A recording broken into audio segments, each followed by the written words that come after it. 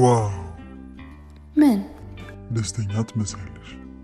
መሳቅ ደስተኝነት ነው ማለቴ? ሳቅ ደስታ ነው? ታዲያ ምንድን ነው? የደስታ ቁንጽል፣ የእንባ ተቀጽላ። ሳቅ እንዴት ሆኖ የእንባ ተቀጽላ ይሆናል? የመከፋት ጭንብል ስለሆነ። ሳቅ ብሩህ ብልጭታ ስላለው ምናልባት የአፍታ ጊዜ ጭንቆችን ማራገፊያ መንገድ ይሆናል፣ ወይም የደስታ መግቢያ በሩ ሊሆን ይችላል።